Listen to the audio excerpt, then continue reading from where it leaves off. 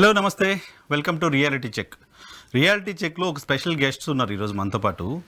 So ఈ గెస్టుల గురించి రాష్ట్ర వ్యాప్తంగా గడిచిన కొద్ది నెలలుగా చాలా పెద్ద చర్చ.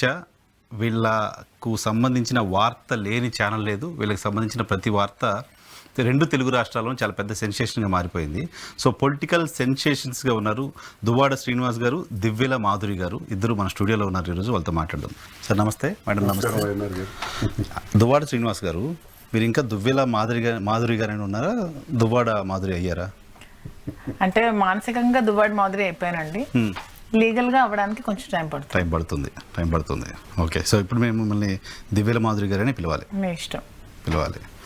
సార్ శ్రీనివాస్ గారు ఎలా ఉన్నారు?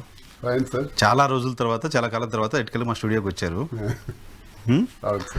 సో చాలా డిప్రెషన్, ఒక్కసారిగా రాష్ట్రం అంతా ఏంటి నా గురించి ఇట్లా మాట్లాడుకుంటున్నారు, నేనేమైనా తప్పు చేశానా, ఎందుకు ఇలా అయిపోయింది అని ఒక భయం, టెన్షన్, ఆ ఫీలింగ్ ఏంటి ఈ ఇష్యూ బయటికి రాగానే? మీ పిల్లలంతా బయటకు వచ్చి మాట్లాడడం ఇదంతా మొదలుపెట్టిన తర్వాత డిప్రెషన్ అంటే, నేను ఒక వివాహ వ్యవస్థలో భార్య, పిల్లలు, రాజకీయ జీవితం, ఒక మధ్యతరగతి కుటుంబంలోనే పుట్టి ఒక ఉన్నత స్థాయికి ఎదగాలి. ఏదో ఉద్యోగం చేసి ఎవరికో నమస్కారం పెట్టుకొని కాలం గడిపేసాం అనుకోకుండా, ఏదో ఒక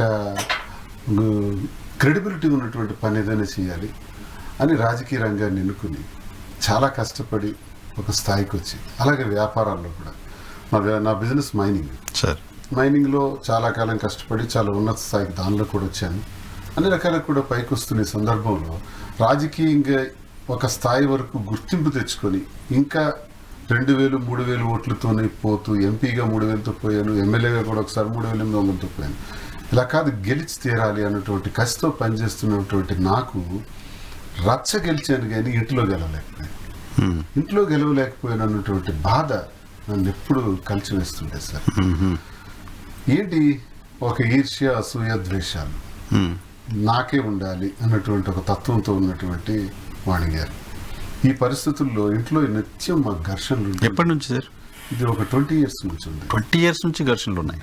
ఉదాహరణకి 2003లో డాక్టర్ వైఎస్ రాజశేఖర రెడ్డి గారు పాదయాత్రలో వస్తుంటే, నేను అప్పటికి ఇంకా చాలా చిన్నవాడిని, అప్పటికే విద్యార్థి రాజకీయాలు చేస్తూ సార్తో ఎప్పుడు కలుస్తుండేవాడిని, సార్తో ఎప్పుడు నిత్యం టచ్లో ఉండేవాడిని. ఆ రకంగా పాదయాత్రలో కూడా నేను కొన్ని కీలకమైన ఎర్రనాయుడు కాన్స్టిట్యున్సీ, హరిశ్చంద్రపురం లాంటి కాన్స్టిట్యున్సీలో గట్టిగా చేశాను నా ప్రోగ్రామింగ్ గారు. సార్కి ఎందుకు నచ్చింది. సార్ ఇంకా నన్ను ఇచ్చాపురం వరకు, ఆఖరి రోజు వరకు నన్ను పక్కనే పెట్టుకుని పాదయాత్ర పూర్తి చేయడం జరిగింది.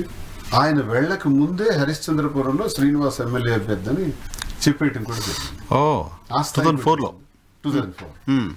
సో సార్ నాకు అలా చెప్పిన తర్వాత నేను అది ఎర్రనాయుడు మీద పోటీ చేయండి సార్ డిసైడ్ చేసాడు. సరే, ఇంకా సంతోషంగా సార్తో బాగా ఉన్నాం. ఈ దశలో రాఘవరావు అంటే నా వాణి తాలూకా ఫాదర్, ఇద్దరు కూడా వైఎస్ఆర్ గారి దగ్గరికి వెళ్ళి ఆ టికెట్ మాకు ఇవ్వాలి, లేదంటే మేము ఇండిపెండెంట్గా పోటీ చేయాల్సి వస్తుందని ఆయనకి ప్రెషర్ పెట్టారు. ఓహో. సార్ అప్పుడు ఏంది ఇంటి నుంచి ఏంటి గొడవ అని ఆలోచించి నన్ను పిలిచారు. పిలిచి, ఇలా శ్రీనివాస్ ఇలా వచ్చింది నాకు ఇంటిమేషన్, ఏం చేయమంటావు, ఏదైనా నిన్నే నేను ప్రశ్నిస్తా, నువ్వే నాకు ముఖ్యం, అక్కడ నేను నీకు బ్లాంక్ బీఫామ్ ఇచ్చేస్తాను, దాని మీద ఏ పేరు రాసుకుంటావు నీ ఇష్టం అని చెప్పేసి నాకు బీఫామే బ్లాంక్ ఇచ్చేసినారు. సరే, ఏ సార్ ఎందుకు ఇలా చేస్తున్నారంటే, నీ వైఫ్ మీ మామ వచ్చి నన్ను ఇలా డిమాండ్ చేశారు. సరేలేదు సార్ అని బ్లాంక్ బీఫామ్ తీసుకెళ్ళి డివాణి పేరు రాసి ఆయన పేరు నామినేషన్ ఇచ్చేసాను. అవునా? 2004లో తన నామినేషన్ వేశారు ఎమ్మెల్యేగా. అంటే అప్పుడు స్టార్ట్ అయింది, ఇది 24. అంటే ఈ మధ్యలో జరిగినటువంటి 2 దశాబ్దాల ఫైట్. 2009లో బై ఎలక్షన్, మళ్ళీ 2014, 2019లో ఎంపీగా చేశాను, అప్పుడు గొడవలే. 14లో ఎమ్మెల్యేగా చేశాను, అప్పుడు గొడవలే. 2009లో నాకు ధర్మాన ప్రసాద్ లోకల్ స్థానిక లీడర్తో మాకు గొడవలు వచ్చినాయి. ఒక ఎమ్మెల్సీ ఎన్నికల్లో నేను నా నిర్ణయం గట్టిగా చెప్పడం వల్ల ధర్మ ప్రసాద్ నన్ను వ్యతిరేకించి పార్టీ నుంచి సస్పెండ్ చేయించారు, కాంగ్రెస్ పార్టీ నుంచి. ఆ పరిస్థితిలో రాజశేఖర రెడ్డి గారు ఎలాగైనా నన్ను సస్పెండ్ చేయకూడదని ప్రయత్నించారు, కానీ తన ఒత్తిడి వల్ల నాకు తప్పలేదు. ఆ పరిస్థితుల్లో నాకు ప్రజారాజ్యం పార్టీ నుంచి ఆహ్వానం వచ్చింది. చిరంజీవి గారు 2009లో నాకు టికెట్ ఇవ్వడం జరిగింది, పోటీ చేసాం. ఆ పార్టీ తర్వాత కాంగ్రెస్ లో కల్పిస్తున్నారు, అది అయిపోయింది సార్. ఈ గొడవల మధ్యలో నేను ఇంతకాలం చేసినటువంటి ప్రయత్నంలో ప్రతిసారి కూడా నాకు ఇంటి నుంచే సవాల్ ఉండేది.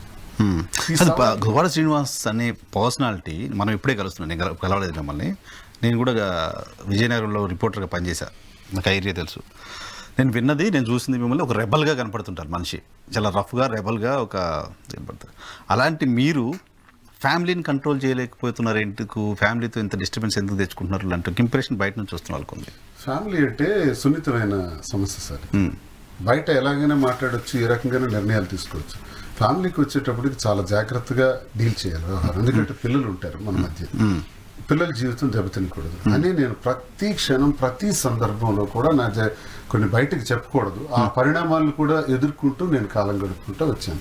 కానీ ఒక దశలో 24 వచ్చేటప్పటికి ఆ ఎన్నికల్లో జగన్మోహన్ రెడ్డి గారు మా గొడవని ముందే ఆయన ముందుకెళ్ళటం, ఆయన మాకు సర్ది చెప్పడం జరిగింది. చెప్పి నాకు మూలపేట పోర్టు శంకుస్థాపనకు వచ్చిన రోజు నా టికెట్ అనౌన్స్ చేశారు. స్టేట్ లో ఫస్ట్ టికెట్ నాకు. అక్కడికి మళ్ళీ వెంటనే ఆమె అధిష్టానం వద్దకు నాకు ఆ టికెట్ ఇవ్వండి, లేకపోతే నేను సూసైడ్ చేసుకుంటాను, ఈయనకి నాకు విడాకులు ఇచ్చేయండి అంటే నేను అప్పుడు అధిష్టానానికి నచ్చజెప్పి ఆమె టికెట్ ఆమెకే ఇచ్చేద్దామని చెప్పి నేనే విత్డ్రై టికెట్ ఆమెకు ప్రకటించాను. ఆమెకు టికెట్ వచ్చిన తర్వాత ఏం చేశారు, ఇక గెలిపించే బాధ్యత నేను తీసుకోవాలి. ఎందుకంటే ఆ కాన్స్టిట్యున్సీలో మీరే కదా పార్టీని బ్రైట్ చేసిన.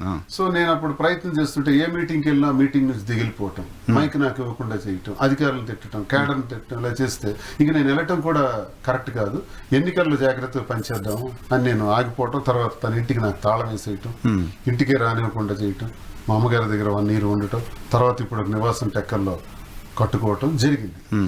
ఈ మధ్య కాలంలో మేమే మాధురి గారి ఇష్యూకి వద్దాం. మాధురి గారి ఇష్యూ వచ్చిన తర్వాత అంత పడారు అంటే ఆమె మీతో ఉండాలనుకోవట్లేదు, మీ రాజకీయ వారసత్వం కావాలనుకుంటుంది. వారసత్వం అంటే పొలిటికల్ గా మీరే ఆమె ఫేస్ గా ఉండాలి. ఎలాంటిదంటే సార్, నేను రాజకీయంగా ఎదిగితే అది తనకు కావాలి, బిజినెస్ గా పరంగా ఎదిగితే అదే తనకు కావాలి. బిజినెస్ చేసుకుంటా, నువ్వు రాజకీయం చేసుకుంటా. నా భర్త ఎదగాలనే కోరిక, నా భర్త ఎదగాలనే ఆలోచన లేదా? లేదు, నువ్వు రాజకీయం చేసుకుని నేను బిజినెస్ చేస్తాను, లేకపోతే నువ్వు బిజినెస్ చేయి నేను రాజకీయం చేస్తాను. నువ్వు చేసుకో, రెండు మీరే చేయాలి, రెండింటి ఫ్రూట్స్ ఆమెకు కావాలి, ఆధిపత్యమే కావాలి, ఆధిపత్యం కావాలి. ఇందులో ఉన్నది ఏంటంటే విచిత్రమైన కోణం ఏంటంటే, ఇప్పుడు రాజకీయాల్లో ఫెయిల్ అవుతున్నాను అనుకోండి, తనకు అక్కర్లా.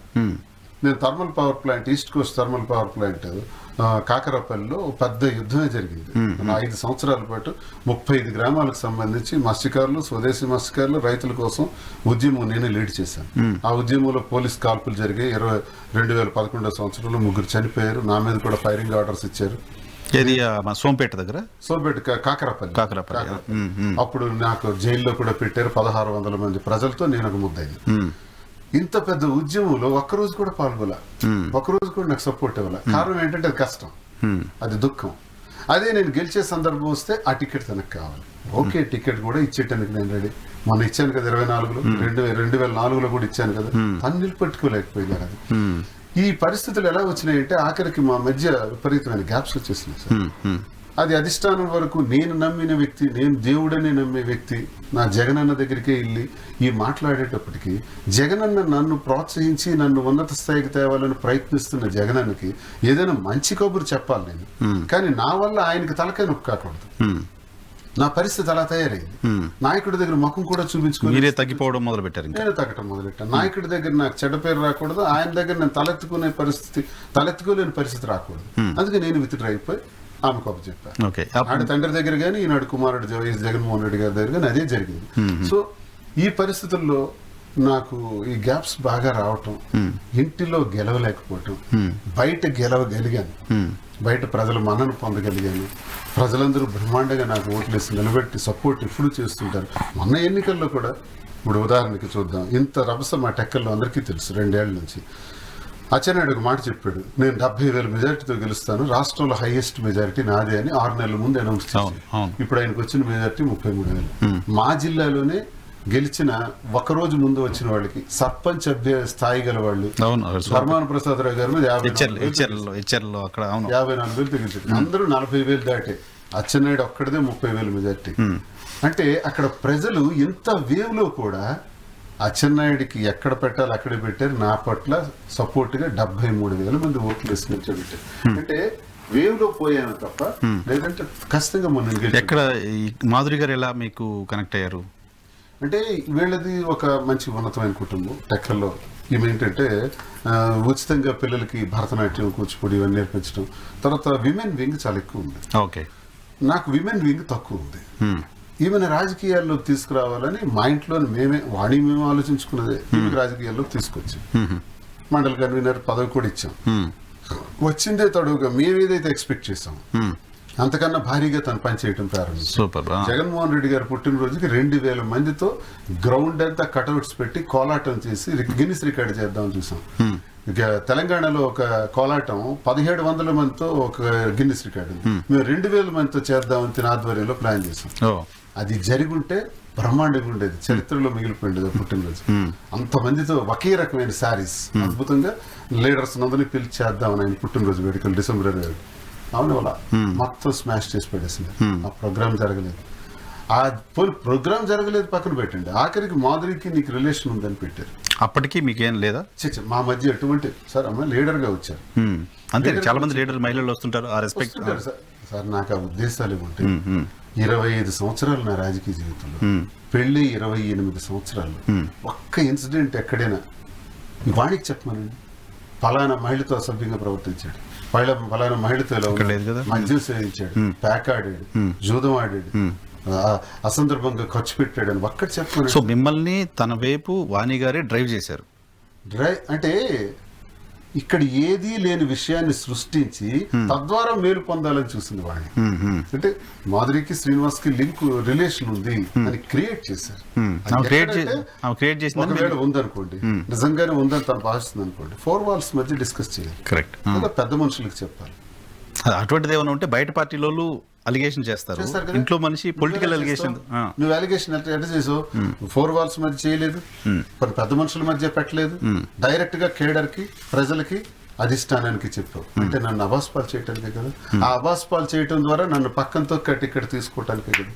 ఇందులో ఏముంటుంది సార్? నిజంగా భర్త ఉండాలి, ఇవన్నీ నాకు కాదు, నా భర్తే నాకు ముఖ్యం అంటే ఇది అవసరమా? డీలింగ్ మెకానిజం ఇదా?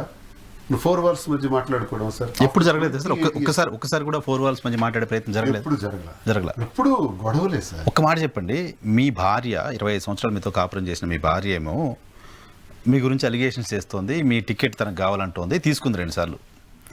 మీతో సంబంధం లేని ఇంకా దువ్వాడ మాధురి కానీ మాధురి గారేమో మీరు ఎమ్మెల్యే కావాలి, మీరు నా హీరో అంటూ మిమ్మల్ని పెట్టి సినిమాలు కూడా తీస్తోంది. ఈమెకి అంత ప్రేమ ఎందుకు వచ్చింది మీకు? ఆమెకు అంత ప్రేమ లేకుండా ఎందుకు పోయింది? సార్ ఇప్పుడు నేనేమనుకుంటున్నానంటే నాకు అదే అనిపిస్తుంటుంది. నేను చూస్తే ఆమెకి నాకు చాలా ఏజ్ గ్యాప్, నాకు 58 years, జస్ట్ 34. ఆమెకు December 12th వస్తే 35 కిలోకంటారు. అసలు కార్యకర్తగా వచ్చిన ఈ అమ్మాయి ఎలా ఈ పరిస్థితుల్లో ఇరుక్కుపోయిందంటే ఈమె చేసిన ప్రచారం వల్ల ఆమె అత్తవారు కన్నవారి నుంచి చాలా డ్యామేజ్ వచ్చేస్తుంది. ఉంటుంది ఫ్యామిలీలో మరి డెఫినెట్ గా. నిజంగా సూసైడల్ సిచ్యువేషన్, ఒంటరి అయిపోయి ఎవరి వల్ల అయింది? మా కుటుంబం వల్ల. చెప్పండి సార్, చాలా మంది ట్రోలర్స్ నాకు ఇష్టానుసారం ట్రోల్ చేస్తుంటారు. ఏం చేయాలా? ఒకవైపు కుటుంబం నుంచి నాకు సమస్యలు ఇలా ఉన్నాయి, మధ్యలో పిల్లలు, వాళ్ళని డాక్టర్స్ చేశాను, వాళ్ళని గుండెల మీద పెట్టి పెంచి వాళ్ళకి ఇంకా బాగా ఉన్నత స్థాయికి తీసుకెళ్ళాలి, నేను గెలవాలి, నేను పొజిషన్కి రావాలి, నా పార్టీ నా ప్రజలను బ్రతుకుతున్న నాకు ఈమెకి నాకు లింక్ పెడితే నీ స్వార్థం కోసం ఆ టికెట్ పొందడానికి నువ్వు ఆ లింక్ పెట్టావు. మహిళ జీవితాన్ని, బట్ ఈమె జీవితం, సాటి మహిళ జీవితం గురించి ఆలోచించావా? ఆమె జీవితం రోడ్డు మీద పడిపోయింది కదా. అప్పుడు నేనేం చేయాలి? ఒకనొక ప్రమాదకరమైన పరిస్థితులు ఆమెకు నేను మాట ఇచ్చాను, నేను ఉంటాను, ధైర్యపడకు, నేను ఉన్నాను. ఇచ్చి నిలబడటం. నేను ట్రోలర్స్ కి విమర్శకులు అడుగుతున్నాను కొంతమందికి, ఇది తప్ప ఒప్ప అంటే జ్యుడిషియరీగా చూస్తే ఇది నేరం కాదు, ఇట్స్ నాట్ ఎన్ ఇల్లీగల్, మేము ఇలా కలిసి తిరగటం. బట్ మోరల్ గా చూస్తే, సమాజపరంగా చూస్తే ఇది తప్పని నాకు తెలుసు, ఆమెకి తెలుసు. తప్పైనప్పటికీ మాకు తప్పలేదు. తప్పని పరిస్థితుల్లో నీ నిర్ణయం తీసుకోవాల్సి వచ్చిందని ప్రజలందరికీ కూడా ఈ మీడియా ద్వారా నేను తెలియజేశాను. సో ఈ నిర్ణయం తీసుకున్న దానిలో మాకు తప్పని పరిస్థితుల్లో వచ్చేటి, ఆమె ఒంటరిగా రోడ్డు మీద ఉండే పరిస్థితి, నా పరిస్థితి ఇంటికి తాళం వేసేసి నేను రోడ్డు మీద ఉండే పరిస్థితి. ఇంత స్థితిలో కూడా కారులో పడుకున్నాను సార్ 3 రోజులు గన్మ్యాన్లకి నా క్యాంప్ ఉంది, అదర్ స్టేట్ వెళ్తానని వెళ్ళిపో అని చెప్పేసి నేను సొంతంగా డ్రైవ్ చేసుకెళ్ళి ఆ తోటలో రాత్రిపూట ఎక్కడ చూస్తే ప్రజలు ఏమనుకుంటారు, ఆ తోటలో పడుకుని 3-4 రోజులు గడిపి హోటల్కి వెళ్ళి మళ్ళీ స్నానం చేసుకుని వచ్చి మళ్ళీ పబ్లిక్లో తిరిగేవాడిని. ఘోరమైన పరిస్థితులు. ఆ తర్వాత మా అమ్మ నన్ను తిట్టి ఇంటికి తీసుకెళ్లారు. ఈ వయసులో మా అమ్మకి 78 సంవత్సరాలు, మా అమ్మ నా దగ్గర ఉండాలా, నేను మా అమ్మ దగ్గర ఉండాలా? జనరల్గా భార్య వస్తే అమ్మ నాన్నలను దూరం పెట్టేస్తారో అని చెప్తారు. సో భార్య వచ్చిన తర్వాత నా తల్లి మళ్ళీ మీకు దిక్కమ్మాయి రోజు కూడా మా ఇంటికి రాలేదు, ఒక్క నిమిషం కూడా ఉండలేదు, ఒక టీ కూడా తాగలేదు. ఆవిడ రారు, ఎందుకంటే వస్తే ఆవిడకి అవమానపరుస్తుంది. ఒకసారి అవమానపరిచింది, చాలా సార్లు నా తల్లి గురించి నా ఎదురుగా తిడతారు, తమ్ముళ్ళ గురించి తిడతారు, అది నేను కూడా భరించలేకపోయాను. ఇవన్నీ మానసిక వ్యధ సార్. ఈ వ్యధ అంటే నాకు గెలవలేక, మీరు ఇప్పుడు అన్నారు ఇంతమందిని ఇంత డేరింగ్గా గెలిచిన వ్యక్తి, మీరు సాధించగలిగిన వ్యక్తి, మాట్లాడగలిగిన వ్యక్తి ఇంట్లో ఎందుకు ఫెయిల్ అయ్యారంటే ఏం చేయాలి సార్? ఈ సున్నితమైన సమస్యని ఎలా పరిష్కరించాలి? సున్నితమైన సమస్య కిందే నేను 28 సంవత్సరాల కాలం గడిపిన నేను ఇప్పుడిప్పుడే పైకి వస్తున్న సమయంలో ఆమె ఇలా రప్చర్ చేసిన తర్వాత ఒంటరి అయిపోయిన నన్ను ఈమె ఏం చేయొచ్చు? అప్పుడు నాకెందుకు వీళ్ళ కుటుంబం నుంచి దెబ్బతున్నాను, నాకేం సంబంధం అని వెళ్ళిపోవచ్చు. కన్నవారు అత్తవారి దగ్గర సరెండర్ అయిపోయి కాళ్ళ చేయి పట్టుకొని మళ్ళీ వెళ్ళిపోవచ్చు. కానీ ఈమెందుకు నాకు వస్తూ నిలబడి అడుగుతాను. ఎందుకు మాధురి గారు? నమస్తే. సరే, చాలాసేపు వెయిట్ చేయించాను. తనతో మాట్లాడించిన తర్వాత మీతో మాట్లాడతాను. ఎందుకు మీకు ఆయన భార్య, ఇద్దరు పిల్లలు డాక్టర్ చదివించారు, భార్య కంఫర్టబుల్గా ఉన్నారు, సరే ఫ్యామిలీలో అలిగేషన్స్ ఎలా ఉంటాయి, ఆమె వద్దనుకుంటుంటే, ఆమె లేని అక్రమ సంబంధాన్ని మీకు ఉంది అని అంటగడుతుంటే మీరు దాని నుంచి దూరం పోకుండా ఆయన్ని ప్రొటెక్ట్ చేయాలని ఎందుకు అనుకున్నారు? అంటే ముందు ఇతని లైఫ్ లో విలన్ వాణి ఎలాగో నా లైఫ్ లో కూడా ఒక విలన్ పాత్ర వాణి వహించిందండి. మీ లైఫ్ లోనా? మరి తన వల్లే కదా నా ఫ్యామిలీకి నేను దూరం అయ్యాను. నా ఇంటి నుంచి, నా కన్నవారి నుంచి నేను దూరం అయ్యాను తన వల్లే. సో అయ్యాక ఇద్దరు, నేను తన దగ్గర రాజకీయాలు నేర్చుకోవడానికి కోసం అని జగన్మోహన్ రెడ్డి మీద అభిమానంతో రాజకీయాల్లోకి వచ్చాను. ఈ రాజకీయాలు చేస్తున్నప్పుడు అతని గురించి కూడా తెలుసుకున్నాను దగ్గర ఉండి. సో ఆవిడ ఎప్పుడైతే నా లైఫ్ లో ఒక విలన్ పాత్ర వహించి నా ఫ్యామిలీ నుంచి నన్ను దూరం చేసి ఉంచినప్పుడు ఇతని ఆశయాలు, ఇతని అభిప్రాయాలు గౌరవిస్తూ ఇతనికి నచ్చి ఇతనికి కొంచెం దగ్గరై ఆ రిలేషన్షిప్ అలా కంటిన్యూ చేయాల్సి వచ్చింది. కానీ తప్పేమో అని అనిపించలేదా? ఇప్పుడు తప్పేమో నాకు అనిపించలేదండి. ఏ రోజు కూడా నేను తప్పేమో అనిపించలేదు. మా పరిస్థితుల ప్రభావం వల్ల మేము కలిసి ఉండాల్సి వచ్చింది. అది ఇంకా కంటిన్యూ చేయాలని నిర్ణయించుకున్నాము. మా పరిస్థితి ప్రభావం వల్ల ఆ నిర్ణయం మేము తీసుకున్నాము. సో మాకు ఎక్కడ తప్పు చేస్తున్నాం అనే ఫీలింగ్ మాకు ఎప్పుడు అనిపించలేదు. చాలా సార్లు మీరు ఆన్సర్ చెప్పే ఉంటారు ఈ ప్రశ్నకి. దువ్వాడ శ్రీనివాస్ గారి దగ్గర ఆస్తి ఉంది కాబట్టి, ఆయనకి ఏదో పొలిటికల్ కెరీర్ ఉంది కాబట్టి దానికోసం మేము అక్కడికి చేరారు అని అనుకునే వాళ్ళకి ఏం చెప్తారు? అది అనుకునే వాళ్ళకి మరి చెప్పడానికి ఏమీ లేదండి. అక్కడ ఆస్తి ఉందో లేదో అనేది ఇప్పుడు ఆ మాటలు శ్రీనివాస్ గారు అంటే నేను బాధపడాలి. సో ఎవరో అంటే బాధపడాల్సిన అవసరం నాకైతే లేదు. ఎందుకంటే ఇక్కడ వాస్తవాలు నాకు శ్రీనివాస్ గారికి మాత్రమే తెలుసు, ఇంకెవరికి తెలియదు. ఏంటండి మీ ఫినాన్షియల్ స్టేటస్ ఏంటి? What is Divyala Madhuri? మా ఫినాన్షియల్ స్టేటస్ 1000 కోట్లు అని చెప్పలేను. ఓకే, మేము కంఫర్టబుల్, ఫైనాన్షియల్లీ వెల్ సెటిల్డ్. మేము ఫ్యామిలీ, అత్తవారు కానీ కర్ణవారు కానీ అందరూ, నేను కూడా ఇండిపెండెంట్ గా బిజినెస్ ఉమెన్. నేను కూడా, మేము ఫైనాన్షియల్ గా వెల్ సెటిల్డ్. అలా అని 1000 కోట్లు కాదు. నేను ఇండిపెండెంట్ ఉమెన్ యాక్చువల్ గా. మేము ఫైనాన్షియల్ గా సెటిల్డ్ ఫ్యామిలీ. శ్రీనివాస్ గారు కూడా అంతే. కాకపోతే శ్రీనివాస్ గారు ఏంటంటే వాణి వల్ల ఫైనాన్షియల్ గా అన్ని ఆమెకి ఇచ్చేసి వచ్చి జీరో స్టేజ్ లో ఇప్పుడు అది నాకు నవ్వొస్తుంది. నా ఆస్తులు మాదిరికి ఉన్నాయి, నా ఆస్తుల్ని వాణికి రాసేసాను. ఈ కావాలి ఫ్యాక్టరీ కానీ ఒక ఒక 6 నుంచి 7 కోట్లు ఖర్చు పెట్టి కట్టినటువంటి ఇల్లు కానీ రాసేస్తాను, అంత అయిపోయింది. ఇప్పుడు నేనే with empty hands. Okay okay. ఇప్పుడు మీరు తినిపై డిపెండ్ అవ్వాల్సిన పరిస్థితి. అంటే నేను అంటానంటే, మీరు ఇందులో ఒక ప్రశ్న అడిగారు. ఈ స్టేజ్ లో అంటే డబ్బు నా దగ్గర లేదు, పదవ ఉన్న ఒకటే లేకపోయిన ఒకటే అపోజిషన్ లో, రూలింగ్ లో లేదు. ఇక్కడ నుంచి ఉండవని కష్టాలే, కేసులు, జైళ్లు, అరెస్టులు, సవాళ్లు ఇవే ఉంటాయి అపోజిషన్ లో. ఇన్ని ఎదుర్కొన్న ఈ సమయంలో నాతో ఏం విలువ ఉంటది? నా వల్ల నాతో ఎందుకు ఉండాలి? అసలు అవసరమే ఉంది ఎవరికైనా? స్వార్థం ఉంటే, ఆమె నాతో ఉండాలనుకున్న దానిలో స్వార్థం ఉంటే నాలో ఉన్నదేంటది? అదే కదా, అదే అడుగుతున్నాను నేను. ఏముందని విలువలు ఉన్నాయండి శ్రీనివాస్ గారి దగ్గర. కొన్ని ఎథిక్స్, మోరల్స్, వాల్యూస్ చాలా ఉన్నాయి అతని దగ్గర. కొన్ని 1000 కోట్ల కంటే కూడా విలువైనవి అవే కదా. 25 సంవత్సరాలు కాపురం చేసిన భార్యకి కనపడని విలువలు, భార్యకి కనపడని శ్రీనివాస్ గారిలో ఉన్న నిజాయితీ, ఇంకేదో మీకు అంత షార్ట్ టైంలో మీకేం అంటే ఆమెకి ఈ డబ్బు, ఈ పదవి వ్యామోహంతో ఆమె కళ్ళు బయర్లు కమ్మి ఇవేమి కనిపించలేదు అనమాట. అంటే మొదటి నుంచి కూడా ఆమెకి ఆధిపత్య పోరు ఇంట్లో. 20 ఏళ్ల క్రితం నుంచి కూడా పదవిపైనే ఉంది. మరి అంతే కదా, 20 ఏళ్ల క్రితం నుంచి ఆమెకి ఆధిపత్య పోరు. నేనే ఉండాలి, ఇతను ఉండకూడదు, నేనే ఇది ముందుకు రావాలి, ఇతను వెనక ఉండాలనే ఈ ఆధిపత్య పోరుతో ఇవేమీ ఆమె కనిపించి ఉండకపోవచ్చు. కనిపించినా కూడా వీటి ముందు అవి ఆమె సప్రెస్ చేసి ఉండొచ్చు పైకి. ఇవన్నీ ఈ విషయాలన్నీ బాగా ఎలివేట్ అయి ఉండొచ్చు ఆవిడకి. ఎందుకంటే ఆవిడకి ఎప్పుడు కూడా డబ్బు, పదవి తప్పితే ఇంకొక ఇష్టం అనేది ఆమెకి లైఫ్ లో, మాకు నియోజకవర్గం ప్రజలందరికీ కూడా ముందు నుంచి తెలుసు. శ్రీనివాస్ గారి ఫ్యామిలీలో ఏం జరుగుతుందని అందరికీ బయట తెలిసిన విషయమే. ఆమెకి ముందు నుంచి కూడా పదవి వ్యామోహం, డబ్బు వ్యామోహం అంతే. శ్రీనివాస్ గారు పదవి కావాలి, డబ్బు కావాలి, శ్రీనివాస్ గారు మాత్రం అక్కర్లేదు. లాస్ట్ కి ఎటువంటి స్థాయికి వచ్చిందంటే శ్రీనివాస్ గారిని చంపే ఫోటో పెట్టుకుని గెలవాలనే స్టేజ్ కి వచ్చి శ్రీనివాస్ గారిని చంపాలని కూడా ప్లాన్ చేస్తున్నారా? ఆధారాలు ఉన్నాయా? లేదు, ప్రూఫ్స్ కూడా ఉన్నాయి మా దగ్గర. 2 సార్లు ప్రయత్నం కూడా ప్రూఫ్ విత్ ప్రూఫ్స్ ఉన్నాయి. శ్రీనివాస్ గారికి తెలుసు ఎలా చేయాలనుకుంటున్నారు. డంబెల్ నా మీద విసిరేసారా? అది అదృష్టం కొద్ది నేను తప్పుకున్నాను ఆ ప్రమాదం నుంచి, కాబట్టి సరిపోయింది. అప్పుడు కాలు ఫ్రాక్చర్ కూడా అయింది అతనికి, ఆ దెబ్బ తగిలి. తర్వాత టికెట్ రాకుండా చేసే ప్రయత్నాల్లో మరో ప్రయత్నం కూడా, కొన్ని చెప్పకూడదులేండి, కొన్ని బయట పెట్టకూడదు, మరో పెద్ద ప్రయత్నం కూడా చేశారు. టక్కల్లోనే సార్ బెస్ట్ ఫ్రెండ్ ఒక ప్రముఖ లాయర్ ఉన్నారు, ఆ లాయర్ కి పిలిచి అతనికి పాయిజన్ పట్టమని అలా చేసింది. మా మీద కూడా ఒక మనుషుల్ని పంపించి అటెంప్ట్ మర్డర్ చేసింది. ఇప్పటికే మార్క్స్ అన్ని నా మెడ మీద ఉన్నాయి ఇద్దరికి. చాలా కన్నింగ్ అండి ఆవిడ, బయటకు చెప్పే. అఫెక్ట్ కూడా జరిగిందా? జరిగింది. మిగతా ఎవిడెన్సెస్ మా దగ్గర ఉన్నాయి, కానీ వాళ్ళ పిల్లలు కూడా పిల్లలు లాంటి వాళ్ళే కదా అని అవన్నీ మేము బయటకి తేలేదు. సో చంపడానికి వస్తే కూడా కుటుంబం అని వదిలేసేంత ఔదార్యం. ఇంటికి వెళ్తే నా పరిస్థితి ఏంటంటే, షూ తీసి ఇంట్లో అడుగు పెట్టంగానే గొడవ స్టార్ట్ అవుతుంది. ఎవడైనా ఇంటికి ఎందుకు వెళ్తారు? మనశ్శాంతి కోసం. అబ్బా ఇంటికి వెళ్దాం రా బాబు అని వెళ్తారు. నేను ఇప్పుడు ఇంటికి వెళ్ళాలా, మరో గంట బయటే గడిపేస్తాను అన్న పరిస్థితి నాది. మార్నింగ్ 7-8 బయట పెడితే రాత్రి 10 అతను నైట్ 12-1 గంట వరకు ఇంటికి వెళ్లే వాళ్ళ కాదండి. ఇప్పుడే కాదు, ఒక 15-20 years నుంచి నైట్ 1 o'clock వరకు ఇంటికి వెళ్ళాలి. ఇంటి దగ్గరికి వెళ్ళినా మరికొంతమంది ప్రజలతోనే ఉండేవారు, వాళ్ళతో కూర్చుంటారు, మాట్లాడుకుని ఉండేవారు. కూర్చొని కరెక్ట్ గా నా పని 11 అయిందంటే అప్పుడు ఇంక లోపలికి వెళ్ళి వెంటనే భోజనం చేసి, అవకాశం ఉంటే భోజనం చేస్తాను, అక్కడ పని వాళ్ళు పెడతారు డైనింగ్ టేబుల్ మీద. లేదనుకుంటే ఈ గొడవ ఏదైనా స్టార్ట్ అయిందంటే వెంటనే బెడ్రూమ్ లోకి వెళ్ళిపోవటం, లాక్ వేసుకోవటం. లేకపోతే ఏ రాత్రి ఏమవుతుంది ఆ లాక్ వేస్తే నేను మెంటల్లీ ఫ్రీ. లాస్ట్ లో ఇంట్లో కూడా టెనెంట్ లానే ఉండేవాళ్ళు. అతను పైన ఇంట్లో ఆవిడ ఉంటే కింద ఇంట్లో అతను లాస్ట్ లో ఎక్కువైన తర్వాత ఇంక ఉండడం.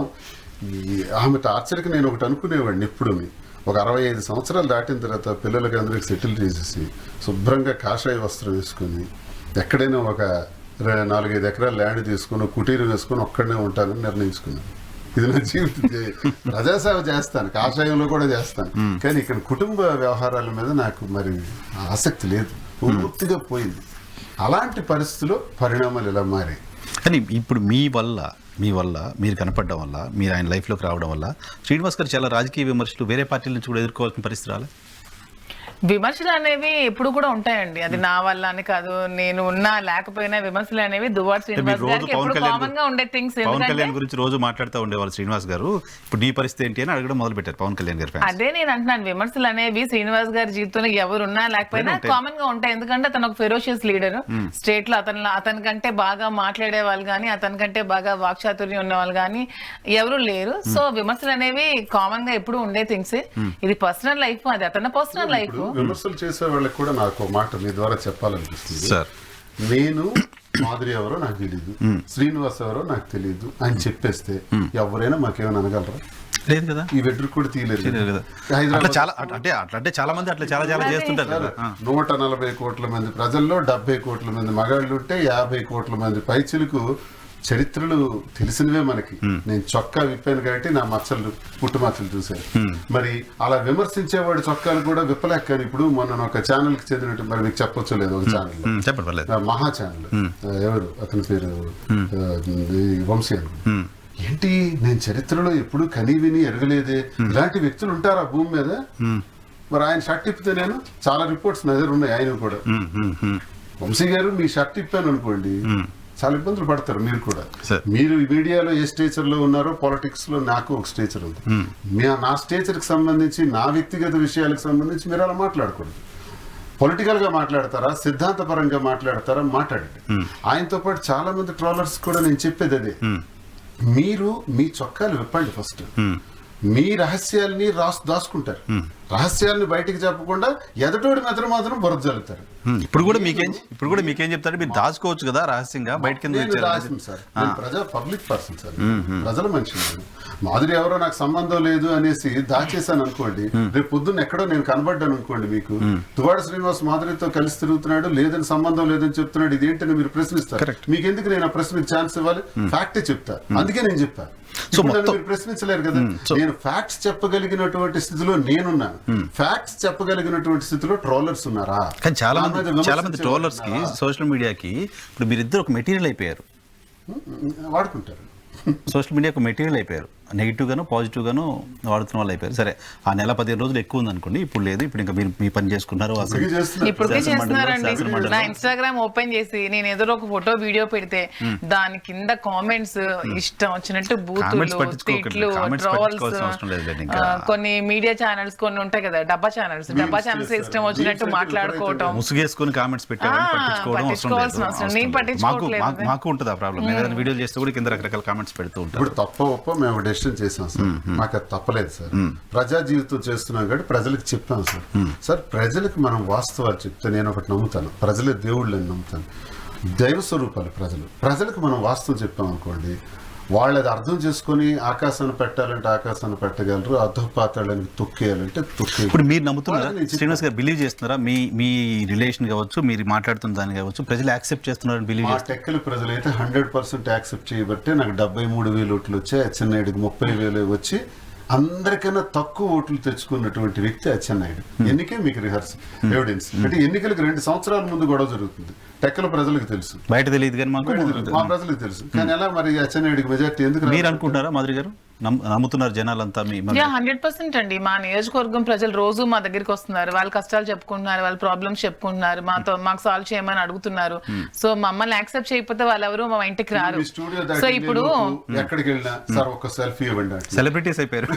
సెల్ఫీ ఇవ్వండి అంటున్నారు. సెల్ఫీ ఎందుకు అడుగుతారు? మేము నేరస్తులం అయితే, మేము దుర్మార్గులం అయితే, నేరస్తులతో సెల్ఫీ తీసుకోవాలి. మేము సరైన వాళ్ళని కాకపోతే సభ్య సమాజంలో తలదించుకుని కార్లు వెంటబడి మరి మీకు సెల్ఫీల కోసం నేను కారులో వెళ్తుంటే ఆ వెనక నెంబర్ చూసి ఇది దువ్వాడ శ్రీనివాస కారు ఇదని చేసుకుని వచ్చి ఫోటో అడుగుతున్నారు. కొన్ని వందల వేల మంది ఎక్కడ అడుగు పెట్టిన ఇదే జరిగింది. మాకు ఇప్పుడు ఆశ్చర్యంగా ఉంది, అసలు మా ఇంట్లో జరిగిన గొడవ, నా వ్యక్తిగతంగా జరిగిన గొడవని జనం ఎలా రిసీవ్ చేసుకుంటున్నారు? సెల్ఫీ ఎందుకు అడుగుతున్నారు? ఇది తప్పు అయితే వాళ్ళందరూ యాక్సెప్ట్ చేస్తున్నారు అని. తప్పు చేసిన వ్యక్తులతో సెల్ఫీ కావాలా అంటే మా కోణం ప్రజలకి నచ్చింది. మా కోణంలో వాస్తవాలను అర్థం చేసుకున్నారు. మా కోణంలో స్వచ్ఛత ఉంది, మా నిర్ణయంలో స్వచ్ఛత ఉంది. ఎక్కడ సరే మీకు భాష పైన ఎక్కడ పట్టు సరే భాష పైన లాంగ్వేజ్ నాన్ స్టాప్ కూడా మాట్లాడేస్తున్నారు. మీరేంటి అండ్ నియోజకవర్గంలో కూడా అండి ఇప్పుడు ఈ ఇన్సిడెంట్ తర్వాత ఇన్ఛార్జ్ గా శ్రీనివాస్ గారిని తప్పించారు. సో ఇన్ఛార్జ్ వేరే వ్యక్తికి ఇచ్చారు. సో మా దగ్గరికి రావాల్సిన అవసరం కూడా ప్రజలకు లేదు. కానీ ఎవరి కష్టం ఉన్నా మా గడపై తొక్కుతున్నారంటే వాళ్ళ ఉద్దేశం ఏంటో చెప్పండి. యాక్సెప్ట్ చేస్తూ ప్రజల కష్టాల్లో ఉంటే దువ్వాడ శ్రీనివాస్ మాత్రమే మాకు సమస్యకి పరిష్కారం ఇవ్వగలరనే ఆలోచనతో మాత్రమే ప్రతి ఒక్కరు మా గడపకు వస్తున్నారు. అదే ఇప్పటికే అవునా? మీరెందుకు తీశారు సినిమా? నేను వాలంటీర్ మూవీ తీశాను ఎలక్షన్ కంటే ముందే. ఎలక్షన్ కంటే ముందు. అవునా? మీరే హీరో అనుకుంటా కదా సార్. ఇప్పుడు మా స్టోరీని మూవీగా తీసానంటే నేనే కథ తయారు చేసుకున్నాను. జగన్మోహన్ రెడ్డి గారు రాజకీయాల్లోకి రావాల్సిన ఆవశ్యకత ఏంటి, వచ్చిన తర్వాత ఎలా పరిపాలించారు, మళ్ళీ ఎందుకు ఆయన్ని ముఖ్యమంత్రి ఇప్పుడు చేయాలి అన్న కాన్సెప్ట్తో తీశాను. స్కీమ్స్ అన్ని ఎక్స్ప్లెయిన్ చేశాను. బాగా తీసాం. కానీ అందులో మేము పొలిటికల్గా ఉన్నాం కాబట్టి సెన్సార్ కొంచెం ఇబ్బందులు వచ్చాయి. మరి ఎందుకని ఓటీటీ ద్వారా రిలీజ్ చేసి మేడం ప్రొడ్యూస్ చేశారు దాన్ని. నేను ప్రొడ్యూస్ చేశాను. ఓహో, సో ముందు నుంచి మాకు తెలియదు. అయితే సినిమా ప్రొడ్యూసర్ ముందు యాక్టింగ్ మీద నాకు అనుభవం ఉంది. ముందు చేశారా సార్? చిన్నప్పుడు అంటే నేను ఈ రాజకీయ రంగంలో రాకముందు సినీ రంగంలోకి వెళ్ళాలని ప్రయత్నాలు చేసి మధు ఫిల్మ్ ఇన్స్టిట్యూట్ లో అవునా diploma in acting Hyderabad Yusuf కూడా డిఎఫ్టీ నేర్చుకున్నాను. తర్వాత అందులో ఆత్మాభిమానం చంపుకోవాలి కొంత. నాకు అది ముందు నుంచి అలవాట్లేదు. చేతులు పట్టుకోవడం, బ్రతిమలాడటం, నమస్కారాలు పెట్టడం, క్యారెక్టర్స్ కాదు. ఇది మన వల్ల కాదురా బాబు అని వెనక్కి వచ్చేసి బిజినెస్ పాలిటిక్స్ ఏదో ఒక పాపులర్ గా ఉండాలి, ఒక క్రెడిబిలిటీ ఉండాలి జీవితంలో ఈ రంగంలోకి వచ్చి. ఇప్పుడు చెప్పారేంటి మీకు ఇంకెప్పుడు ఆ సినిమా ఆఫర్లు వస్తున్నాయా? అంటే మా స్టోరీని బయోపిక్ గా తీస్తామని డైరెక్టర్స్ మమ్మల్ని అప్రోచ్ అవుతున్నారు. ఓహో, ఎవరు మీరు చెప్పొచ్చు, పేరు చెప్పొచ్చా? చెప్తాం, సూన్ ప్రెస్ మీట్ పెట్టి చెప్తాం. వెబ్ సిరీస్ లో ఏదో ఒక క్యారెక్టర్ ఉంది సార్, మీరు చేయండి. వాళ్ళు ఇప్పుడు వస్తాడు ఎవరో డైరెక్టర్, ఇలా అడుగుతున్నారు. మాదే రంగం కాదు. బట్ మేడం మాత్రం సోషల్ మీడియాలో విపరీతంగా మీరు ఒక రీల్ పెట్టారంటే నెక్స్ట్ మినిట్ లక్షల్లో చూస్తున్నారు. బట్ మీ రీల్స్ కూడా ఒక సినిమాటిక్ లెవెల్లో ఆ సినిమా షూట్ లాగా చేస్తున్నారు. మామూలు రీల్స్ పెట్టేవాళ్ళు ఆడవాళ్ళు జనరల్ గా ఫోన్ లో ఏదో తీసి పెడుతుంటారు. బట్ మీరు 2-3 కెమెరాస్ పెట్టి బ్రహ్మాండమైన లైటింగ్ పెట్టి, 2-3 కెమెరాస్ ఏమీ లేవు, ఒక్క కెమెరాతోనే తీస్తాను. బట్ చాలా ఫోటో షూట్ చేస్తున్నట్టు ఏదో అనిపిస్తున్నాయి. అవి చాలా క్వాలిటీతో చేస్తారు. మీరు శ్రీకాకుళంలో అంత క్వాలిటీతో ఎలా చేయగలుగుతున్నారు? అక్కడ సెటప్ ఉందా అంతా? ఏమి లేదండి, కొంచెం ఇంట్రెస్ట్ తో కెమెరా ఉంది, కెమెరాతో తీసుకుంటున్నాం. వాట్ ఈజ్ మాధురి అంటే ఏం చెప్తారు మీరు పాలిటిక్స్ లోకి రావడానికి ముందు? పాలిటిక్స్ లోకి రాకముందంటే నేను ఒక బిజినెస్ ఉమెన్ ని, ఒక డాన్స్ టీచర్ని, భరతనాట్యం డాన్స్ చెప్పేదాన్ని పిల్లలకి. చేస్తారా? నేను భరతనాట్యం పిల్లలకి భరతనాట్యం చెప్పేదాన్ని, ఫ్రీగా క్లాసెస్ చెప్పేదాన్ని, కోలాటం మహిళలకు చెప్పేదాన్ని. తర్వాత బిజినెస్ పెట్రోల్ బంక్ రన్ చేశాను. తర్వాత కొన్ని రియల్ ఎస్టేట్ బిజినెస్ కూడా, ఫాదర్ రియల్ ఎస్టేట్, అన్ని చేశారు. 360 డైమెన్షన్స్ లో మీరు అన్ని బిజినెస్ లో చేస్తారు. తర్వాత నాకు బిజినెస్ అంటే చాలా ఇంట్రెస్ట్. మీరిద్దరు కలిసి మాధురి అంటే నా దృష్టిలో ఒక మంచి అమ్మాయి. మాధురి ఒక మంచి అమ్మాయి. నేను ఒక ఇన్సిడెంట్ చూసాను. గడప గడపకి మన ప్రభుత్వం తిరుగుతున్నప్పుడు ఒక 10th క్లాస్ చదువుకున్న పాప నా దగ్గరికి వచ్చింది. సార్ నాకు ఫీజు, ఆ పక్కన తల్లి నిలబడ్డది. ఎవరు ఏంటంటే ఫీజు కట్టడానికి డబ్బులు లేవు సార్, ఇబ్బందుల్లో ఉన్నాను సార్, కొంచెం నా పనవరాలకు చూడండి బాబా. 7th కట్టడానికంటే నేను కడతానులే, కట్టేసుకో, చదువుకోని సరే చెప్పాను. ఎవరమ్మా ఏంటి నీ కూతురా మనవరాలా ఏంటి కథ అన్నాను. ఆవిడ చూస్తే ఏజ్ ఎక్కువ ఉంది, ఈ అమ్మాయి చూస్తే చిన్న పాపలో. మనవరాలు అంటే లేదు బాబు, ఈ బిడ్డ ముళ్ళ పొదల్లో పడేశారు, పుట్టిన వెంటనే ముళ్ళ పొదల్లో పడేశారు, ఆ బిడ్డను తీసి పెంచి ఉంది మాధురమ్మ, ఆ బిడ్డ ఏమో నేను పెంచుకుంటానంటే నాకు అప్పచెప్పారు. వాళ్ళ ఇంటి దగ్గరే నేను ఉంటున్నాను, ప్రతి నెల కూడా ఎంతో కొంత డబ్బులు ఇచ్చి మాకు ఆ బిడ్డను పోషించింది ఆవిడే అన్న. నిజంగా ఆవిడ అంత ఇది ఉందా? ఈమె పరిచయం కాకముందు నేను వెళ్ళను కదా. ఇలాంటి అమ్మాయి నా ఎదురుగా ఇప్పుడు 10th వచ్చిందా, ఎంత వస్తుంది? 10th చదువుతుంది. గొప్ప, అది హ్యూమానిటీ. ముళ్ళ పొదల్లో చనిపోవలసిన బేబీ ఎవరో తల్లి కానీ పడేస్తున్నారు ఆడబిడ్డని.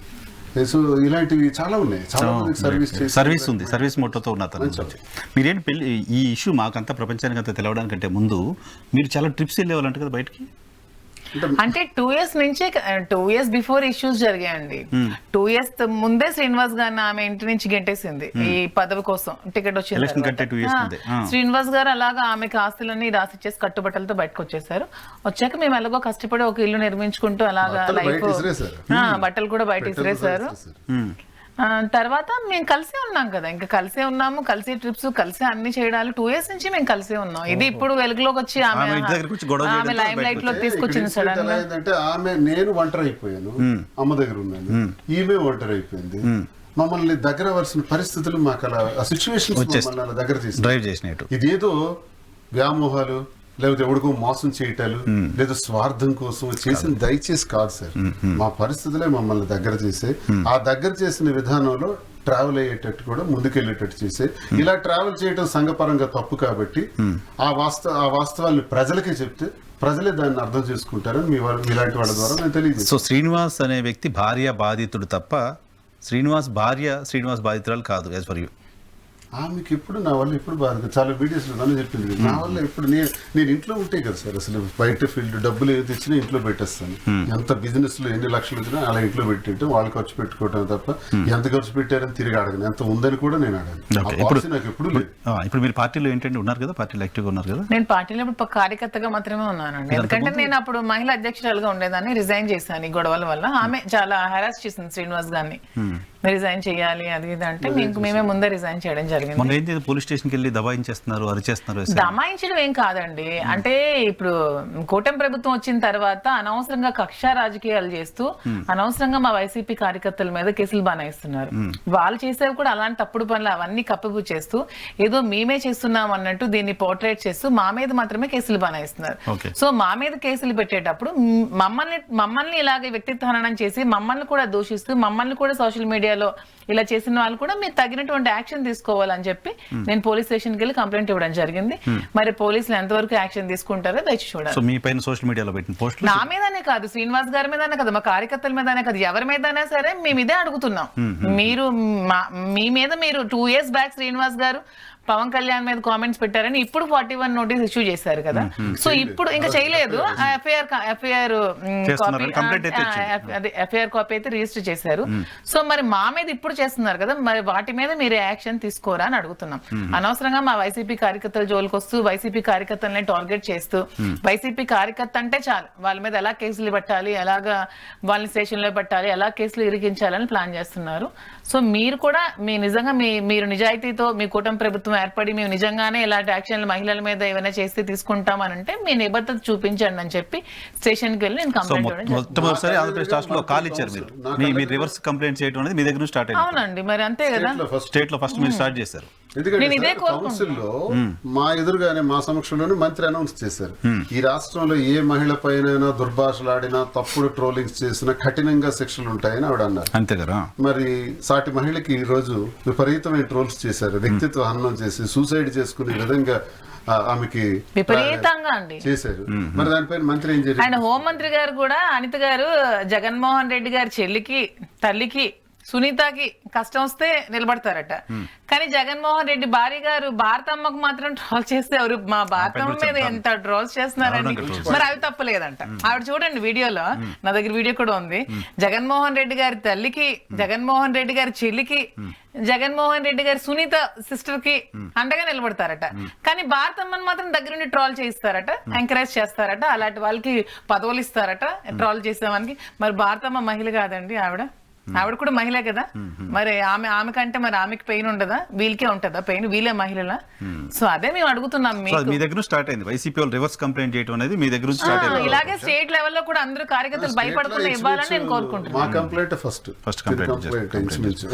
గవర్నమెంట్ కి వ్యతిరేకంగా కంప్లైంట్, మేము కూడా బాధితులమే, మా కేసులు కూడా తీసుకోండి. మేము వైసీపీలో ఉన్న కార్యకర్తలు మహిళలు కూడా బాధితులమే, మా మీద కూడా కేసులు మేము పెడితే అవి కూడా మీరు తీసుకోండి, అప్పుడు మీరు నిజాయితీతో ఉన్నారని మేము ఒప్పుకుంటాం. అంతేగాని ఇలా తప్పుడు కేసులు ఎప్పుడెప్పుడో మాట్లాడిన మాటలు తీసుకొచ్చి ఇప్పుడు కేసులు పెట్టడం అనేది అది జనాలు కూడా చూస్తున్నారు, అవన్నీ జనాలు అబ్జర్వ్ చేస్తున్నారు, ప్రతి ఒక్కటి గమనిస్తున్నారు కూడా. సార్ మీకేమైనా కేసులు భయం, అరెస్ట్ భయం ఉందా? ఇంకా సార్ నా 25 సంవత్సరాలు వెళ్ళొచ్చారా జైలుకి ఎప్పుడన్నా? చూడండి, 25 సంవత్సరాల జీవితంలో 18 ఏళ్ళు నాది అపోజిషన్, 18 ఏళ్ళు అపోజిషన్, ఉద్యమం ఒక 6 సంవత్సరాలు చేశాను, 18 కేసులు పెట్టారు, 7 మర్డర్ కేసులు పెట్టారు, అచ్చెన్నాయుడు, ఎర్రన్నాయుడు, మహానుభావులందరూ కలిపి. వాళ్ళ దయ వల్లే 62 రోజులు జైల్లో ఉన్నాను. 7 మర్డర్ కేసులు ఉన్నాయి. 7 మర్డర్ కేసులు పెట్టారు జైల్లో, వాళ్ళ దయ వల్లే ఉన్నాను. అన్ని కూడా చూసేసాను. నాకు కేసులు లేదా జైళ్ళు ఆ భయం నాకు లేదు. నేను ప్రజల గొంతే గట్టిగా మాట్లాడతాను, ఇంకా స్వరం పెంచేస్తాను, డబుల్ వాయిస్ రైజ్ అవుద్ది. జగన్మోహన్ రెడ్డి గారికి అండగా ఉంటాను. ఎవడేం పీకుతాడో చూస్తాను, ఎవడేం కేసులు పెడతాడో చూస్తాను. ఎఫ్ఐఆర్ వేశారు కదా, 2 ఏళ్ల క్రితం పవన్ కళ్యాణ్ ఒక వేదిక పైన చెప్పు తీసి మంత్రులకి చెప్పిచ్చి కొడతాను, వైసీపీ నా కొడకల్లారా, నువ్వెంత, నీ బ్రతుకెంత, నీ స్థాయి ఎంత అని జగన్మోహన్ రెడ్డి గారు ఒక ముఖ్యమంత్రి, ఆయన్ని ఉద్దేశించి చెయ్యందినంత దూరంకి వస్తే కొట్టి పడేస్తాను అన్న ఈ వ్యాఖ్యలు పవన్ కళ్యాణ్ ఎలా చేస్తాడు? ముఖ్యమంత్రి మీద చేయొచ్చా? కేబినెట్ మినిస్టర్స్ మీద చేయొచ్చా? What is your capacity? నీ దమ్మేంటి అసలు? నీ శక్తి ఏంటి? నువ్వెంత అసలు చేసేవారు? జగన్మోహన్ రెడ్డి సైనికుడిగా, జగన్మోహన్ రెడ్డి వ్యక్తిగా నాకు మండి ఆ 2వ రోజు నేను చెప్పు తీశాను. నేను చెప్పు తీశాను, కొడతాను. నీ దగ్గర 2 చెప్పులే ఉంటాయి, నీ దగ్గర 1,00,000 చెప్పులు ఉంటే మాకు 10 లక్షల చెప్పులు ఉన్నాయి. జగనన్న సైన్యం మేము తెస్తాం చెప్పులు. కానీ ఆ రోజు పవన్ కళ్యాణ్ అలా మాట్లాడుంటే మీరు పెట్టాల్సింది కేసు కదా, మీరు 41 నోటీస్ ఇవ్వచ్చు, ఎఫ్ఐఆర్ చేయొచ్చు, మీరు రివర్స్ తిట్టారు కదా సార్. రాజకీయాలు సార్ కంప్లైంట్ వరకు వెళ్తే అది మీరు చూసుండేవాళ్ళు. నా రోల్ ఏంటంటే సార్, ఆయన విమర్శించండి, నేను విమర్శిస్తాను. ఆయన వాయిస్ కి ఈక్వల్ గా నా వాయిస్. సార్ మీకు వైఎన్ఆర్ గారు మీరు చెప్తున్నాను, మీరు చాలా సార్లు రాజకీయాలు ఎందుకు ఇలా మారుతున్నాయి, మీరు చాలా జెంటిల్ గా ఇంటర్వ్యూస్ చేస్తారు, మీ ఇంటర్వ్యూస్ చాలా గౌరవంగా ఉంటాయి, హుందాగా ఉంటాయి. మీతో రఫ్ గా మాట్లాడడానికి కూడా నేను ఇష్టపడినా, ఎందుకంటే మీ స్టైల్ని బట్టి. చాలాసార్లు అడిగారు, పెద్ద ఆయన వాళ్ళకు అడిగారు మీరు. నేను ఏమంటానంటే, రాజకీయాలు ఇలా మారటానికి కారణం రాష్ట్రంలో 2000 సంవత్సరం నుంచి రాజకీయాలు చేస్తుంది నేను చూశాను, పవన్ కళ్యాణ్ కారణం. అవునా? అంతే. ఎందుకంటే భాషలు పెద్దవాళ్ళకి, గౌరవమైన వ్యక్తులకి దుర్భాషలు ఆడటం కరెక్టా? అసలు ఆడొచ్చా? మేము రాజకీయాలు చేసామంటే చాలా సిద్ధాంతపరంగా ఉండేది సార్. అపోజిషన్ లో ఉన్న మా పనులు జరిగేది సార్. అప్పుడు చంద్రబాబు నాయుడు ఉన్నా సరే ఒక వ్యక్తి కలెక్టర్ దగ్గరికి వెళ్తే కలెక్టర్ దగ్గర విలువ ఉండేది, పని జరిగేది. 2009లో ఒక రోజు హైదరాబాద్ లోనే పవన్ కళ్యాణ్ వెనక వైఎస్ఆర్ కటౌట్ ఉంటే ఆ కటౌట్ ముందు మీటింగ్ పెట్టి పంచలోడ కొడతామన్నారు. నేను నిజంగా హర్ట్ అయిన మొదటి రోజు సార్ అది. రాజశేఖర్ రెడ్డి అంటే దైవ సమానుడే, అంతటి వ్యక్తికి పంచలుడు కొడతా, నీ బ్రతుకెంత, నువ్వెంత, ఇంత మాట ఆయనకు అంటావా? నాకు నరాలు తెగిపోయాయి సార్. కానీ నేనేమనలా, ఎందుకంటే భాష అలా ఆడకూడదు. నేను ఎంఏ ఇంగ్లీష్ చదివాను, లా చదివాను, భాష అలా ఆడొచ్చా? మాకు భయం వేసింది, అంత భాష ఆడలేకపోయాను. కానీ రాను రాను రాను పిచ్చిపోయి మాట్లాడి మొన్న మాట్లాడుతూ అంటాడు అపోజిషన్లో 32,000 మంది మహిళలు తప్పిపోయారు అని. చూడండి, ధర్మరాజు ఒక మాట అన్నారు. ధర్మరాజుకి యక్షుడు ఒక ప్రశ్న అడుగుతాడు. పాండవులు 5గురిలో 4గురిని బంధించేస్తాడు ఆయన నాగరు రూపంలో. ఒక్క ధర్మరాజే మిగిలిపోతాడు. నీ తమ్ముళ్ళని విడిచిపెట్టాలంటే నేను అడిగిన ప్రశ్నలకు సమాధానం చెప్పు అంటాడు. అప్పుడు ధర్మజుడు సరే అడగండి అంటాడు యుధిష్ఠిరుడు. అప్పుడు యక్షుడు అడుగుతాడు, ఈ ప్రపంచంలో భూమి మీద అతి సులువైంది ఏది అంటే ప్రశ్నించటం, అతి కష్టమైంది సమాధానపరచడం. సో చాలా ఈజీగా పవన్ కళ్యాణ్ ప్రశ్నించాడు. 32,000 మంది మహిళలు పోయారు, మరి కేంద్ర నిఘా బృందాలు చెప్పే అన్నాడు. ఆ కేంద్ర నిఘా బృందాలు ఈరోజు నీకు సంబంధం ఉన్నాయి. ఈ రోజు నువ్వు డిప్యూటీ చీఫ్, ప్రభుత్వం చెప్తుందిగా 46 మంది ఎంతో డిప్యూటీ చీఫ్ మినిస్టర్. ఎందుకు 32,000 మంది ఒకవేళ అబ్స్కాండ్ అయి ఉంటే వాట్ ఆర్ యూ డూయింగ్? నువ్వేం చేస్తున్నావు? ఎందుకు తెచ్చిపెట్ట వాళ్ళకి? వాళ్ళు ఎంత హింసను అనిపిస్తున్నారు? డీసీఎం గా నువ్వు రెస్పాండ్ అవ్వా? ఏం మాట్లాడవు దాని మీద? 6 నెలలు అయింది కదా మీ ప్రభుత్వం వచ్చి. అంటే ఇది అబద్ధమా నిజమా? ఏదో క్లారిటీ ఉంటుంది. ప్రభుత్వం చెప్పింది ఒక ప్రభుత్వం మీద మహిళల పైన పేరు పెట్టి, వాలంటీర్స్ పైన పేరు పెట్టి దుష్ప్రచారం చేసావే, ఇది మేము చూస్తూ ఊరుకోవాలా? చెప్పులు చూపించే మంత్రుల మీద చూస్తూ ఊరుకోవాలా? నేను రెస్పాండ్ అయ్యాను సార్, నేను చెప్పు చూపించాను. ఓకే, అయిపోయింది. అది ఎప్పుడు జరిగిందంటే 18వ తారీఖు 10వ నెల 22వ సంవత్సరం నేను ఇచ్చిన స్టేట్మెంట్. ఈ రోజు ఎంత సార్? 19వ తారీఖున నా మీద ఎఫ్ఐఆర్ చేశారు. 19వ తారీఖు 11వ నెల 24వ సంవత్సరం, 2 ఏళ్ల తర్వాత ఎఫ్ఐఆర్ నా మీద ఫైల్ చేయాలంటే అసలు పోలీసులు కూడా ఆలోచించాలి కదా. ఎవరు ఇవ్వాలి కంప్లైంట్? నేను ఎవరికి తిట్టానో వాళ్ళు ఇవ్వాలి. నా మీద ఎవడిచ్చాడు? అన్ని కేసులు అన్ని అవుతున్నాయి. ఇప్పుడు నారా లోకేష్ గారి పైన ఎవరో పోస్ట్ పెట్టారని ఇంకెవరో కార్యకర్త అలా చేయొచ్చా? నాకు స్పర్ధ ఉంది సార్. మీరు నా మీద కంప్లైంట్ ఇవ్వాలి సార్. ఆయన ఇస్తే ఎలా అవుతుంది సార్? ఆయన ఎవరు? మీరు ఇవ్వాలి. మీరు ఇవ్వకుండా ఆయన ఇస్తే ఎఫ్ఐఆర్ చేస్తారా? నాకు తెలియదు. అదే కదా మా మనోభావాలు దెబ్బతిన్నాయని వర్మ గారు అంటున్నారు. రామ్ గోపాల్ వర్మ గారు ఇదే మాట అంటున్నారు. ఎవడో ఇస్తే కంప్లైంట్ ఏంటి? అసలు కంప్లైంట్ ఇచ్చిన నారా లోకేష్ గారు అంటే ఆయన మనోభావం దెబ్బతినాలి. ఇంకెవరు మనోభావం 2 సంవత్సరాల తర్వాత ఫిర్యాదు అందిన 24 గంటల్లో ఎఫ్ఐఆర్ అయ్యాలి. ఎఫ్ఐఆర్ వేసిన 24 గంటల్లో కోర్టు ముందు ప్రవేశపెట్టాలి. ఇదేంటి 2 ఏళ్ల క్రితం కేసుల్లో కూడా 2 ఏళ్ల క్రితం ఆడిన మాటలు కూడా ఎఫ్ఐఆర్ అయ్యొచ్చు. ఆయన అప్పుడు రెడ్ బుక్ లో రాసుకున్నారు. ఆయన అండి ఇలాంటి రాజకీయాలు అప్పుడు చేస్తే కామన్ మ్యాన్ గా పవన్ కళ్యాణ్ మాట్లాడితే సీఎం ప్లేస్ లో జగన్మోహన్ రెడ్డి గా ఆ రోజు పవన్ కళ్యాణ్ ఏం చెయ్యాలండి? కానీ ఇలాంటి రాజకీయాలు చేశారా? ఇలాంటి కేసులు ఎవరి మీద పెట్టారా? నువ్వెంత స్థాయిందో చెప్పించుకొడతాను. ఒరే జగన్ రెడ్డి అవి ఇవి అన్నప్పుడు మరి సీఎం ప్లేస్ లో ఉన్న అతను ఏమైనా చేయగలరు కదా. ఇలాంటి రాజకీయాలు చేశారా? మేము వస్తాం, తాట తీస్తాం, చెమడాలు తీస్తాం అని కూడా అన్నారు. అన్నప్పుడు కూడా వీళ్ళు కనీసం స్పందించారా? ఇలాంటి రాజకీయాలు అప్పుడు చేశారా అని అడుగుతున్నాను. మీరు ఇప్పుడు వచ్చి చేస్తున్నారు కదా అనవసరంగా సోషల్ మీడియాలో అవి ఇవి అని. మరి అప్పుడు చేస్తుంటే వీళ్ళు ఏమయ్యే వాళ్ళు? ఇప్పుడు కదా నువ్వు డిప్యూటీ సీఎం, అప్పుడు నువ్వు కామన్ మ్యాన్ కదా. మరి అప్పుడు సీఎం ప్లేస్ లో ఉన్న జగన్ అని తలుచుకుంటే సోషల్ మీడియా పేరుతో పాపం పిల్లల పైన, మా కుర్రాళ్ళ పైన, కార్యకర్తల మీద ఎఫ్ఐఆర్ వేసేసి తల్లికి, భార్యకి, పిల్లలకి చెప్పకుండా ఆయన తీసుకెళ్లిపోయి అర్ధరాత్రి చిత్తూరులో ఒక రోజు పోలీస్ స్టేషన్ లో, ఈస్ట్ గోదావరిలో ఒక రోజు, వైజాగ్ లో ఒక రోజు తిప్పుతున్నారు సార్. ఏంటి సార్ ఈ నరకం? ఇప్పుడు నా మీదే ఎఫ్ఐఆర్ వేశారు. నేను ఎమ్మెల్సీగా ఉన్నాను. మీకు దమ్ము లేదా? నేను అపోజిషన్ లో, నేను రూలింగ్ లో 5 సంవత్సరాలు ఉన్నాను, ఎమ్మెల్సీ చేశాను. మీకు దమ్ము ఉంటే నేను ఏమైనా అవినీతి చేశానా? తీయండి. అక్రమాలు చేశానా? తీయండి. భూ కబ్జాలు చేశానా? తీయండి. అధికార దుర్వినియోగం చేశానా? తీయండి. తీసి దమ్ముంటే కేసు పెట్టండి. కూటమి ప్రభుత్వానికి సవాల్. అంతేగాని అవినీతిపై కాన్సన్ట్రేట్ చేయండి. సిద్ధాంతపరం అది. అంతేగాని 2 ఏళ్ల క్రితం ఎలా అన్నాడు అని ఎవడో లఫూట్గాడి కంప్లైంట్ ఇస్తే అది కంప్లైంట్ రిజిస్ట్రేషన్ చేసి ఒక ప్రజాప్రతినిధి మీద ఎఫ్ఐఆర్ వేస్తారు. ఒక సామాన్యుడి మీద ఎఫ్ఐఆర్ వేస్తున్నారు. మా కార్యకర్తల మీద ఎఫ్ఐఆర్ వేస్తున్నారు. 6 నెలలు అవుతుంది గవర్నమెంట్లోకి వచ్చి. ఒక్క పని చేశారండి. జగనన్న అబద్ధం ఆడుంటే వేళల్లాగా మళ్ళీ ముఖ్యమంత్రి అయిపోతారు. బడ్జెట్ కి తగినట్టే మా తాలూకా మేనిఫెస్టో ఇచ్చాం. వీళ్ళు సూపర్ 6 చెప్పారు. కొంచెం పాలిటిక్స్ లోకి వెళ్తున్నారు. అమలు అవుతాయా సూపర్ 6? నేను బడ్జెట్ సమావేశాల్లో పాల్గొని వచ్చాను సార్. ఇప్పుడు మొన్నే పూర్తయింది. బడ్జెట్ సమావేశాలు ఎప్పుడైనా సరే ఎలక్షన్ ఇయర్ లో ఓటాన్ అకౌంట్ పెడతాం. ఎలక్షన్ అయిపోయిన తర్వాత వచ్చిన గవర్నమెంట్, ఫర్ ఎగ్జాంపుల్ 2019లో జగన్మోహన్ రెడ్డి గారు, అప్పుడు చంద్రబాబు నాయుడు ఓటాన్ అకౌంట్ పెడితే జగన్మోహన్ రెడ్డి గారు అధికారంలోకి వచ్చి 2 లక్షల కోట్లతో బడ్జెట్ పెట్టారు జూన్ 12. మరి ఇప్పుడు చంద్రబాబు నాయుడు అధికారంలోకి వచ్చి ఏం సార్ ఓటాన్ అకౌంట్ పెట్టాడు రెండోసారి, 4 నెలలు ఓటాన్ అకౌంట్ పెట్టి నిన్న మళ్ళీ ఫుల్ బడ్జెట్ అని పెట్టాడు.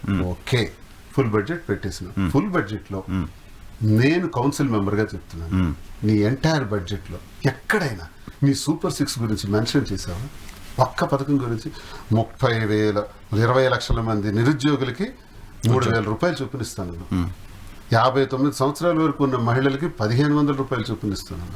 3 సిలిండర్లు అన్నాం, బస్సు ఫ్రీ అన్నాం, అమ్మఒడికి బదులుగా స్కూల్కి వెళ్ళే ప్రతి బిడ్డకి నీకు 15 నువ్వు వచ్చావా నీకు 15, నువ్వు వచ్చావా నీకు 45, ఇలాంటి సొల్లు కబుర్లు చెప్పి మోసం చేసి పెట్టారు. అది బడ్జెట్ లో పెట్టారా?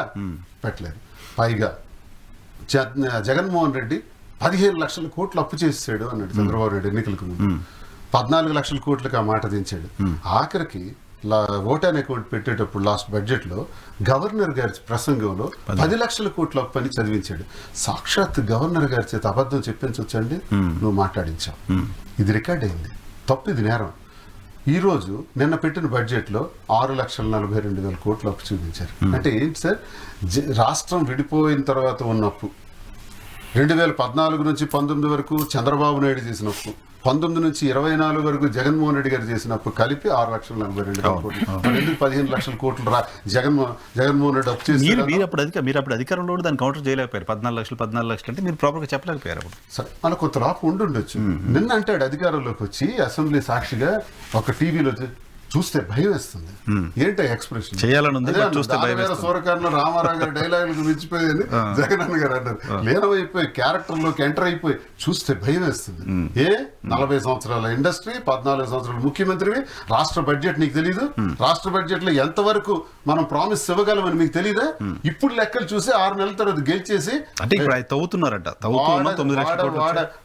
వాడెక్కినప్పుడేమో బోడి గొప్ప మల్లన్న, వాడమల్లన్న, వాడ దిగిన తర్వాత బోడి మల్లన్న అన్నట్టు ప్రజలకు ఇప్పుడు బోడి మల్లన్నలు చేసి భయం వేస్తుందని చెప్తున్నావు. నీకు అప్పుడు తెలియదు ఆ లెక్కలు.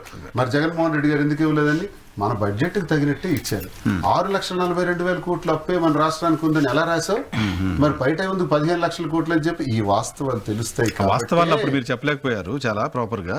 సరే, ఇప్పుడు లోకేష్ చేసిన అభివృద్ధి చెప్పుకోలేకపోయామండి, చేసిన డెవలప్మెంట్ పెట్టకపోవడానికి రాష్ట్ర ప్రభుత్వానికి ప్రధాన కారణం ఏంటంటే ఈ వాస్తవాలు బయటకు వస్తాయని. ఫండ్స్ ఎంత ఇచ్చారని తెలుస్తుందని మేము అడిగాం. సిలిండర్స్ 3 అన్నారు, పోనీ 2 ఇవ్వాలి కదా మార్చిలోగా, ఎన్ని ఇస్తారు అన్నారు.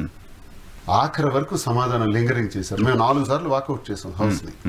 ఇలాంటి పరిస్థితులు 17,000 కోట్లు ప్రజల మీద విద్యుత్ భారాలు వేశారు. ఈ నెల నుంచి ప్రతి అకౌంట్ లో కూడా విద్యుత్ భారం పడుతుంది. దాన్ని కూడా తీవ్రంగా ప్రతిఘటించి వాకౌట్ చేశాం. ఎందుకు సార్ 17,000 కోట్లు నేను ₹1 బిల్లు కూడా పెంచనన్నవే? మరి 17,000 కోట్లు తగ్గిస్తానని కూడా చెప్పారు. తగ్గిస్తానని చెప్పాడు. 17,000 కోట్లు ఇప్పుడు ప్రతి బిల్లు మీద ఆంధ్రప్రదేశ్ లో బిల్లు పడుతుంది సార్. ఇవన్నీ మోసాలు సార్. సూపర్ 6 లో 1 సిలిండరే సార్, మార్చి వరకు 1 సిలిండర్ సార్. మరి రావు. బడ్జెట్ వరకు ఒకటే సిలిండర్. బడ్జెట్ లో సూపర్ 6 రూపాయి కూడా పెట్టలేదు, అలొకేషన్ చేయలేదు. మోసం, ప్రజలకి మోసం చేశారు. లోకేష్ ని చాలా తక్కువ చేసి మాట్లాడుతూ వచ్చారు 5 ఏళ్ల కాలం మీద. పవన్ కళ్యాణ్ ని విపరీతంగా అటాక్ చేస్తూ వచ్చారు. సరే, పవన్ కళ్యాణ్ పెద్దగా ఇప్పుడు ఈ కూటమి అధికారులకు వచ్చిన తర్వాత మాట్లాడట్లేదు, కానీ లోకేష్ అయితే భయపడి లోకేష్ పవన్ కళ్యాణ్ మాట్లాడలేదు పెద్దగా. ఆయన ప్రశ్నిస్తాను సరే, ఆయన ఎందుకు మాట్లాడలేదు? మాట్లాడకపోవడం కూడా వ్యూహం. మాట్లాడకపోవడం 30,000 అమ్మాయిలు తప్పేనో నెలకు ఒక అమ్మాయిని తెచ్చిమానండి సార్. 32,000 మహిళల గురించి ప్రశ్నించావు, అప్పుడు ప్రశ్నించావు, ఇప్పుడు సమాధానం. సరే, ఆయన వ్యూహాత్మక మౌనం పాటిస్తున్నారేమో భవిష్యత్ చూద్దాము. నారా లోకేష్ గారు రెడ్ బుక్ అయితే మిమ్మల్ని భయపెడుతుంది కదా? ఎందుకు భయపెడుతుంది? ఎర్ర బుక్ అన్నారు, అది ఎర్రి బుక్ అన్నారు. కానీ ఇప్పుడు రాష్ట్రాన్ని వణికిచ్చేస్తారు. వణికడానికి దువ్వాడ శ్రీనివాస్ పారిపోతున్నారు సార్. మీ నాయకులు నేను ఇక్కడ ఉన్నాను కదా, మీరున్నారు, మీ పార్టీ నాయకులు చాలా మంది పారిపోతున్నారు. ముందస్తు బెయిల్ కోసం హైకోర్టుల చుట్టూ తిరుగుతున్నారు సార్. కోర్టుని ఆశ్రయించడం ప్రతి మానవుడు ప్రజాస్వామ్యంలో ధర్మం. దమ్ముంటే రండి అరెస్ట్ చేయండి అన్న వాళ్ళు కోర్టుల చుట్టూ తిరుగుతున్నారు, కనపడకుండా పోతున్నారు. నారా లోకేష్ భయపెడుతున్నారు గవర్నమెంట్. అక్రమ కేసులు పెడితే కోర్టుల చుట్టూనే తిరుగుతారు. మరి అరెస్ట్ చేయండి.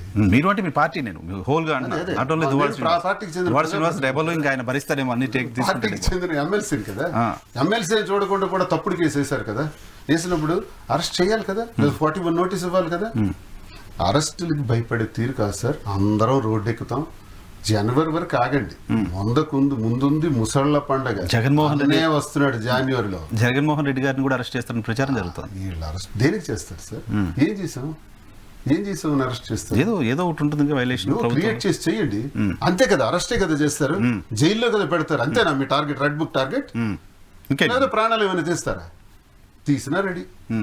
చరిత్ర మా ప్రాణాలు తీయాలనుకుంటే మీ ప్రాణాలు కూడా అలాగే గాలిలో కలిసిపోతాయి. ఇప్పుడు కూడా భగవంతుడు అనేవాడు పైన ఉంటాడు. చంపేస్తే ఎంతమందిని చంపేస్తారు? చంపారు.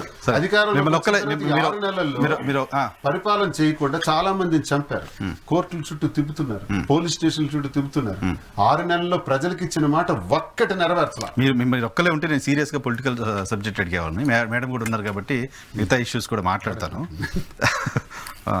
మీరేం జగన్మోహన్ రెడ్డి గారిని కలిసారా? మళ్ళీ ఈ ఎపిసోడ్ అంతా జరిగిన తర్వాత జగన్మోహన్ రెడ్డి గారిని కలిసారా? అంటే నాకు ఒక్కటి ఇది సార్, జగన్మోహన్ రెడ్డి గారికి నా వల్ల 4 మంచి మాటలు తెలిస్తే బాగుంటది. ఎందుకంటే నాకు అంతగా ప్రోత్సహించాడు, చాలా ప్రోత్సహించాడు. నేనైతే నా దైవం అంటాను. అంతగా ప్రోత్సహించిన వ్యక్తికి నా కుటుంబం నుంచే నా మీదే నెగిటివ్ మాటలు చెప్పేటప్పటికి ఆయన గుండె ఎంత బాధపడి ఉంటుంది. అరే సీనుకి మనం డెవలప్ చేయాలనుకుంటే సీని ఎందుకు ఇలా పాడు చేసుకుంటున్నాడు అనేది ఆయన అనుకుంటే మనసులో అనుకుంటారు కదా. ఈ స్థితిలో కూడా నన్ను అందరూ సస్పెండ్ చేయమని చెప్పారే. ఇతర పార్టీలు వారు ట్రోలర్స్ కూడా ఏం చెప్తున్నారు? జగన్ ఇలాంటి వాళ్ళకే కాపాడతాడు, ఇచ్చేస్తారన్న మాట కూడా కాసాడే. ఇంత అపవాదు పడి కూడా ఈ క్షణంలో ఈ నిమిషంలో నాకు నిలబడినటువంటి వ్యక్తి మళ్ళీ ఆ మహానుభావుడు. ఇంటి విషయాలు ఏమంటారు ఆయన? ఇది ఎలాగో ఒకరికి సెటిల్మెంట్ చేసుకో అని అంటారు. ఏం చెప్తారు ఆయన? ఏం చెప్పగలరు? పార్టీకి చెడ్డ పేరు వస్తుంది సీను, చూసుకో జాగ్రత్త, ఇట్లా ఏం అలా అనలేదు. నీ ఇంటి వ్యవహారం జాగ్రత్తగా తెలుసుకో, ఎందుకు స్క్రోలింగ్ స్క్రీట్ కి అవకాశం ఉంటుంది. మేడం, మీరు పార్టీకి చెడ్డ పేరు వస్తుంది, పార్టీకి నష్టం జరుగుతుంది. పార్టీకి చెడ్డ పేరు రావడానికి అతను ఏమి ప్రజా సొమ్ములు తీసుకెళ్లిపోలేదు, ప్రజలకు కష్టపెట్టలేదు, లంచాలు తీసుకోలేదు, భూ కబ్జాలు చేయలేదు, ఏమి చేయలేదండి. అతను పర్సనల్ గా ఇబ్బందులు పడి వరకు వెళ్ళి ఆ లైఫ్ నుంచి బయటకు వచ్చి ఇంకొక లైఫ్ స్టార్ట్ చేశారు. అంతకు మించి అతను ఏం చేసి లేదు. దీనికి పార్టీ డ్యామేజ్ అయిపోవడానికి ఎవరైనా ఇది దేశ ద్రోహం చేశారు అతను ఏమైనా? తీవ్రవాద అండి. సోషల్ స్టిగ్మా ఉంటుంది సొసైటీలో. సోషల్ స్టిగ్మా కూడా సొసైటీ అర్థం చేసుకుంది. అదే చెప్తున్నాం కదా, అందుకే మేము బయటకు వచ్చి మొరపెట్టి చెప్తున్నాం, ఇది పరిస్థితి, మీరు అర్థం చేసుకోండి అని చెప్పే స్థితికి మేము తీసుకొచ్చాము. అర్థం చేసుకునే స్థితికి ప్రజలు కూడా అర్థం చేసుకున్నారు. కలిసారా మీరు జగన్మోహన్ రెడ్డి గారిని? నేను కలవలేను. కలిసే ఆలోచన ఏమైనా ఉందా? కలుస్తాను. జగన్మోహన్ రెడ్డి గారి కోసమే పనిచేసినప్పుడు కలుస్తాను, టైం వచ్చినప్పుడు కలుస్తాను. సో ఇప్పుడు ఏంటి మీ ప్రయాణం ఏంటి నెక్స్ట్? మా ప్రయాణం ఇంతే అండి. మళ్ళీ మా నాయకుడిని మేము గెలిపించుకునేంత వరకు మీ అందరం మీ ఇద్దరు ప్రయాణం గురించి. మా ప్రయాణం కూడా అంతే. మా జీవితం కూడా ప్రజా జీవితం అండి. ప్రజల కోసమే. మేమేం కొత్తగా ఇప్పుడు ఏదో లైఫ్ ఎంజాయ్ చేయాలని మేమేం కలిసిలేము. మా ఇద్దరు ఆశయాలు కూడా ఒకటే కాబట్టి, ప్రజా జీవితమే కాబట్టి ప్రజా జీవితంలోనే ఉంటూ మళ్ళీ మా శ్రీనివాస్ గారిని ఎమ్మెల్యేగా గెలిపించుకోవాలని ప్రజలతో పాటు నా కోరిక. ఈ కోరికతోనే ప్రజా జీవితంలో ఉంటూ ప్రజా సమస్యల మీద పోరాడుతూ మళ్ళీ శ్రీనివాస్ గారిని ఎమ్మెల్యేకి గెలిపించుకుంటూ మళ్ళీ మా నాయకుడిని జగన్మోహన్ రెడ్డి గారిని సీఎం గారికి చూస్తూ ఉండాలనేది మా ఇద్దరు కోరిక. సో ఎప్పుడు మీరు దువ్వాడ మాధురి అవుతారు? నేను ప్రెసెంట్ అయితే మెంటల్ గా మానసికంగా దువ్వాడ మాదిరియేనండి. అట్లా కాదంటే నా మనస్సాక్షికి తెలుసు, మా ఇద్దరికి తెలుసు. మేమిద్దరు మా సొసైటీలో పెళ్లి చేసుకోలేకపోవచ్చు, మానసికంగా మా ఇద్దరికి పెళ్లి అయిపోయింది. మీ ఇద్దరం భార్యాభర్తలు మానసికంగా. లీగల్ గా అంటే మరి డైవోర్స్ ఇద్దరికి కంప్లీట్ అయిన, నాదైతే మ్యూచువల్ కన్సర్న్, తనది కోర్టులో ఉంది. ఆమె ఎప్పుడు అతన్ని అల్లరి పట్టాలి, జీవితాన్ని నాశనం చేయాలని చూస్తుంది కాబట్టి ఇప్పుడు కూడా అదే ఆలోచనతో ఉంది కాబట్టి డైవోర్స్ కి లేట్ అవ్వచ్చు. అయినప్పుడు చేసుకుంటా. అంతవరకు నేను నా మనసుకి నేను ఎప్పుడు దువ్వాడ మాదిరిగానే ఉన్నాను. ఇప్పుడు కలిసే ఉన్నాం మా ఇద్దరు. మానసికంగా భార్యాభర్తలు, మానసికంగా మాకు పెళ్లి అయిపోయింది. సో ఏంటి దువ్వాడ శ్రీనివాస్ గారి గురించి, ఆయన సిచ్యువేషన్ లాస్ట్ 2-3 years గా మీరు కలిసిన తర్వాత ఆయన ఏ సిచ్యువేషన్ లో ఉన్నారు, ఏ సిచ్యువేషన్ ఫేస్ చేశారు, ఇప్పుడు ఏ కండిషన్ లో ఉన్నారు? అంటే మెంటల్ గా చాలా చాలా మానసిక శోభకైతే గురయ్యారండి. లైఫ్ లో హ్యాపీనెస్ అనేది అతనికి లేదు అసలు. 28 years ఎన్ని ఇయర్స్ ఏందో మ్యారేజ్ నాకు తెలియదు కానీ ఇన్ని ఇయర్స్ లో అతనికి మెంటల్ హ్యాపీనెస్ అనేది అయితే కంప్లీట్ గా లేదు. అది మాత్రం 100% రైట్. ఇప్పుడైతే హ్యాపీగా ఉన్నారు కాబట్టి తన ఇష్టమైన ప్రజా జీవితాన్ని హ్యాపీగా చేసుకోగలుగుతున్నారు. దానికి అన్నిటికంటే కూడా ప్రజా జీవితమే ఇష్టం, ప్రజలతో ఉండటమే ఇష్టం మాక్సిమం. తనకి ఎంటర్టైన్మెంట్స్, ఎంజాయ్మెంట్స్ వీటన్నిటికంటే కూడా ప్రజా జీవితం, ప్రజా సమస్యలు ఇవే తనకి ఎక్కువగా ఇష్టం. నేను దగ్గరుండి చూస్తుంది. మార్నింగ్ లేచినప్పుడు 5-7కి లేచారంటే నైట్ 11-10 వరకు ప్రజలతోనే ఉంటారు, తిరుగుతూ ఉంటారు. వాళ్ళు ఎక్కడైనా కష్టాల్లో ఉన్నారంటే వాళ్ళతో వెళ్తారు, ఎంతవరకైనా పోరాడతారు. సో ప్రజా జీవితంలోనే ఉంటారు. కాకపోతే ఇప్పుడు ఇంటికి వచ్చేసరికి ఆకాశపైన హ్యాపీగా ఉంటున్నారు, ఉంటూ బ్యాలెన్స్ చేస్తూ లైఫ్ ని బాగా గడుపుతున్నారని నేనైతే అనుకుంటున్నాను. మీరు మీ పిల్లలు, మీ హస్బెండ్ పరిస్థితి ఏంటి మేడం? మా ఇద్దరు మ్యూచువల్ కన్సర్న్ తో అయితే డైవోర్స్ తీసుకున్నామండి.